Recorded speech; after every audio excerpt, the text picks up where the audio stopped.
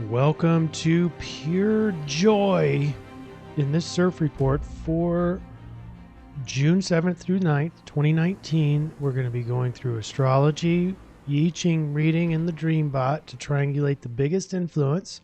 I want to welcome all the new folks here. Basically, we're looking for the biggest influence, the biggest energetic influence that might be affecting all of us. And then we're going to get into the solution, and we're going to use several methodologies in order to figure that out. I wanted to start with a little bit backwards than we normally do this, but I wanted to highlight the areas of the sky that are most congested. The Tropical Gemini right in here, and Sidereal Gemini. It's kind of a little prediction about where we're headed here, but this is important because there's so many different aspects. All of the triangulation, all of the techniques that we're going to use here all point towards Gemini, and a lot of it. So we start off the day on Friday, the 7th, and we're going to get into Mercury making a sextile to Uranus. You know, Mercury also has a Gemini influence. Not only is it in Sidereal Gemini, but it rules Gemini. So it is very similar to those attributes. And all those things tend to change. Well, Gemini, that influence is adaptable and can roll with those changes. Uranus being all about change. And then you have another positive, harmonious aspect with the moon and the sun. That's very well balanced. That's towards the evening. And then you make a trine over to Jupiter. That's later in the evening. But this is very, very harmonious, even synchronistic, if you will. Let's proceed on to the weekend. This is Saturday. Now, yes, it does look like a square to from Moon to Venus, but this is in the evening, and it's right before Venus heads into Gemini. So starting in Saturday evening, we're going to have a little bit of a shift with Venus going into the sign of Tropical Gemini. Venus being a lot more about relationships, and Gemini very good with relationships. So that gets accentuated. Now, at 4:30 in the afternoon on Saturday, there's that square there that could kind of create a little bit of conflict, but we're only talking a very fleeting contention there, if there is any. And by the time we get into Sunday, we have a whole bunch more congestion in the sky. We have some sextiles here with the moon and Mars and Mercury, and those are in Sidereal Gemini. You also have the sun, which is in Tropical Gemini, making a square over to Neptune. That could make things a little bit harder to realize in reality. And, you know, Gemini can be a little bit flighty and imaginative and adaptable, but heavy in the mind. And that could kind of confuse things on Sunday. We also have the moon making a trine over to Uranus. So a lot of change. And but let me tell you something. Well, let's just go to the next slide, and you're going to see where this thing shifts. I did a reading for the whole weekend, really. I forgot to put the 6-9 on here, but this definitely is part of the reading. 6-7, so June 7th through June 9th. What is the biggest energetic influence?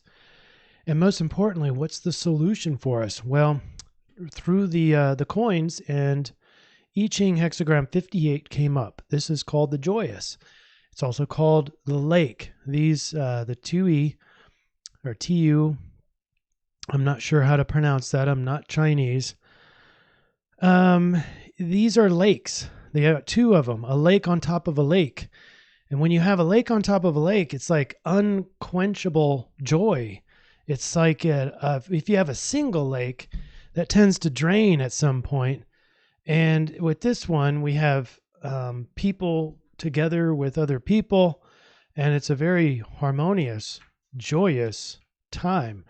So the judgment is the joyous. Success, perseverance is favorable. The image, lakes resting on one another. That's these two exact same trigrams are on top of each other. The image of the joyous. Thus, the superior man joins with his friends for discussion and practice. A lake evaporates upward and thus gradually dries up. But then two lakes are joined. They do not dry up so readily, for one replenishes the other. It is the same in the field of knowledge. Knowledge should be refreshing and a vitalizing force. What does that sound like? That sounds like not only Mercury, but very much Gemini. This knowledge is the mind and mental acuity of the Gemini influence. True joy, therefore, rests on firmness and strength within, manifesting itself outwardly as yielding and gentle. One more quote here from the Book of Changes. Joy is indicated by the fact that there are two strong lines within expressing themselves through the medium of gentleness. So we have joy. Now let's get into what people are dreaming about. And there's a whole lot of connectedness here in the red arrows. We have family. We even have the Joker. So, Gemini can be the Joker, very witty and humorous. But relatedness, connecting. Sun is a relation, classroom. People are inside of global. We have global connectedness here. Then we have in the orange arrows, we have the life itself, the journey. So we have the path, forward, growth, spiritual, self, life, these kinds of words is a very spiritual orientation, but it's moving forward on the path in connectedness and that social. Now, here's what's interesting. We have in the blue arrows, and blue and black, I kind of messed up these colors here, but it's alone and isolated. It's not a very strong, you only have 1, 2, 3, 4, 5 arrows. So compared to the other memes, very small, but that influence is there. Island, wrapped, hide, self, smell. Smell, I was thinking smelly, kind of isolates you from other people. But again, it's a small meme. So I want to go look and see where this aloneness is. And right here. On Saturday night, this square, moon square Venus can have you feeling a little bit isolated. If you're running into conflict with others or maybe not wanting to hang out with others, the moon is entering into Virgo. So although it's not a strong influence overall these 3 days, this is going to have an effect on your social, prospect. So you might have to do a little bit of willpower to get into the rhythm of this energy. And here's the rhythm. It is joyous, as confirmed by the I-Ching reading. Venus entering Gemini rules the weekend, a change of scenery and social engagement. Okay, that is on NationalDreamCenter's social media. Then let's see what we have for intervention, which is here. We break these up in the do's and don'ts based on the Sidereal Astrology, mainly incorporating the I-Ching and the DreamBot. But we want to foster enthusiasm. That's very much into this Gemini influence.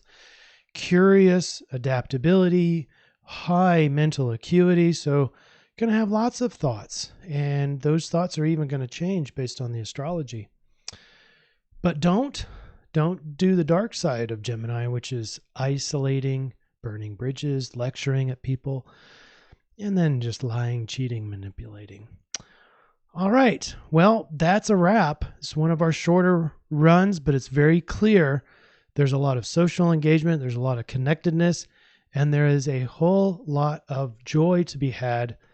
Just don't isolate. There's that little influence from the collective unconscious that might have you wanting to retreat, but you also have that square to Venus that very briefly may have you feeling a little bit isolated. So if you can overcome that, get out there, do new things, hang out with people, the people that you love, and be the best Gemini that you can be. And I believe that you should have a lot of joy. All right. Take care, everybody. We'll see you on Sunday evening.